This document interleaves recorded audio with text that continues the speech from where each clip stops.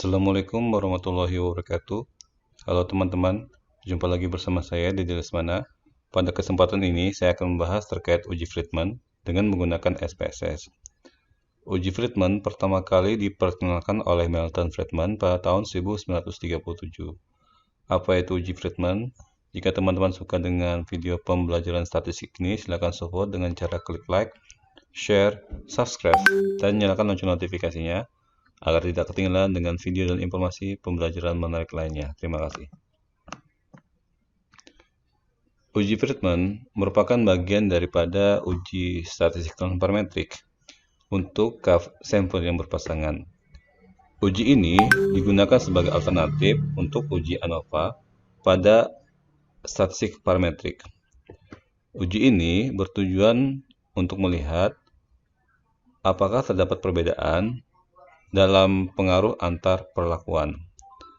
Uji Friedman digunakan untuk menguji perbedaan antar kelompok ketika variabel dependen diukur dengan skala ordinal. Uji ini dapat juga digunakan untuk data yang berskala kontinu. Ini adalah data observasi atau pengamatan di mana terdapat grup atau sampel, kemudian ini adalah treatmentnya. Di mana XIJ itu merupakan nilai peringkat untuk sampel ke I dan perlakuan ke J. Kemudian RJ ini adalah jumlah peringkat sampel pada perlakuan ke J. Kemudian K ini merupakan banyaknya grup atau sampel, dan RJ merupakan jumlah peringkat pada perlakuan ke J. Nah, ini adalah formula pada uji Friedman, di mana XR ini adalah C-square, jumlah sampel, K ini adalah jumlah treatment. Kemudian ketika kita memiliki data yang sama atau TIS, kita bisa menggunakan formula ini, di mana TI sama dengan sigma T pangkat 3I dikurang TI, dan T ini merupakan jumlah nilai yang sama dalam baris. Studi case yang akan kita gunakan dalam implementasi untuk pengujian uji treatment adalah seorang pengusaha restoran di Samarinda ingin menjual 3 paket ayam roket dengan nama roket 1, roket 2, dan roket 3. Untuk menentukan bagaimana konsumen merespon pada 3 paket tersebut, konsumen diundang untuk makan dengan 3 jenis paket. Lalu diberikan penilaian pada tiap-tiap paket, di mana nilai yang diberikan ditentukan antara 0 hingga 100. Kemudian kita lihat dasar pengambilan keputusannya, di mana kita perlu untuk menentukan hipotesisnya.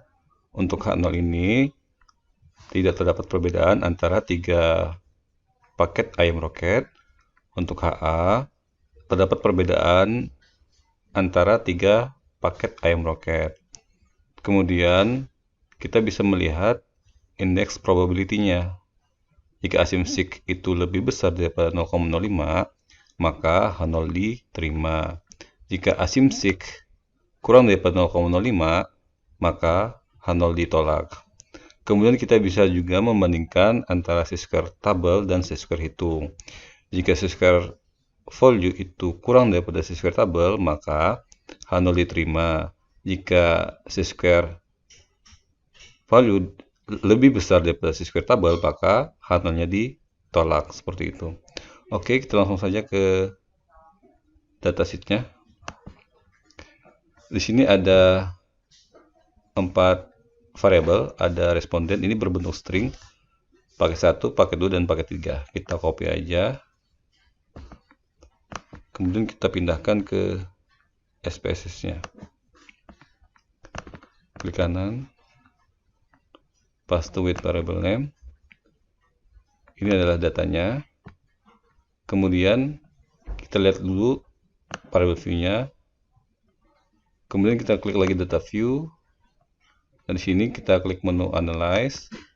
Karena uji Friedman ini merupakan bagian daripada statistik non parametrik, jadi data tidak perlu untuk memenuhi asumsi normalitas.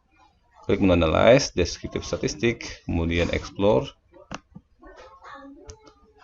Ini paket 1 hingga ke paket 3. Kita masukkan ke Definite List. Kemudian kita klik Plot, Checklist, histogram, dan Normality Plot with Test. Continue. Kemudian kita klik OK.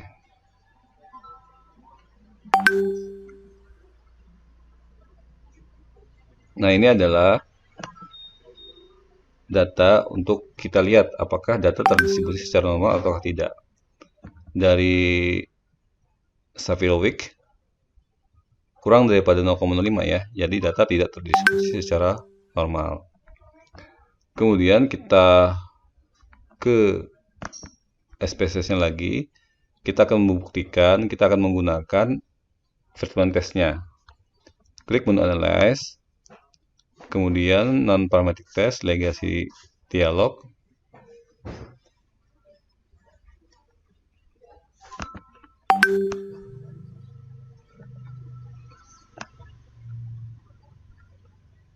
Legasi dialog hingga ke K-related sample. Kita klik, kita pindahkan variabelnya ke test variable item statistik. Jika ingin checklist deskriptif atau kuartil bisa saja.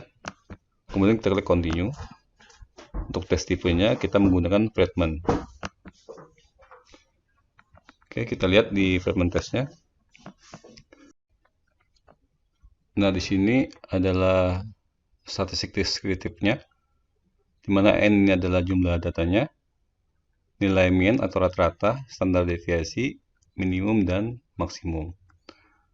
Nah, ini adalah hasil Friedman testnya, di mana ini adalah peringkat rata-rata. Yang tertinggi ada di paket 1, yaitu sebesar 2,70. Sedangkan di paket 2 itu sebesar 1,63. Dan untuk paket yang ketiga itu sebesar 1,67. Dan ini adalah hasil daripada tes statistiknya, di mana nilai chi-square hitung itu sebesar 11,414. Sedangkan DF-nya sebesar 2 dan asimsiknya sebesar 0,03. Ada dua dasar keputusan, kita bisa menggunakan chi-square dengan membandingkan antara chi-square hitung dan chi-square tabel. Kemudian kita juga bisa menggunakan asimsik seperti itu. Untuk chi-square hitung dan chi-square tabel kita bisa menggunakan tabel chi-square ya. Kita open dulu. Nah, kita ambil DF-nya adalah 2 karena tadi 2 ya di hasil SPSS-nya, dimana yang kita ambil adalah 0,05 yaitu sebesar 5,991. Sedangkan chi-square hitungnya itu sebesar 11,414. Jadi yang lebih besar, jadi chi-square hitung itu lebih besar daripada chi-square tabel seperti itu. Kemudian nilai asimsiknya ini hasilnya adalah 0,003.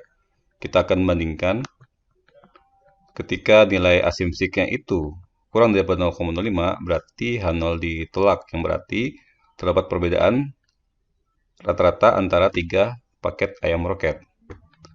Kemudian pada chi-square value dan chi-square tabel, kita bisa lihat ketika chi-square hitungnya itu lebih besar daripada chi-square tabel, maka H0 ditolak, yang berarti terdapat perbedaannya antara 3 paket ayam roket.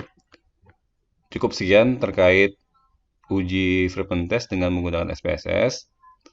Jika teman-teman ingin melakukan perhitungan secara manual terkait chi-square pada uji Friedman, teman-teman bisa menggunakan rumus ini. Namun ketika nilainya ada yang sama atau TIS, teman-teman bisa menggunakan rumus ini.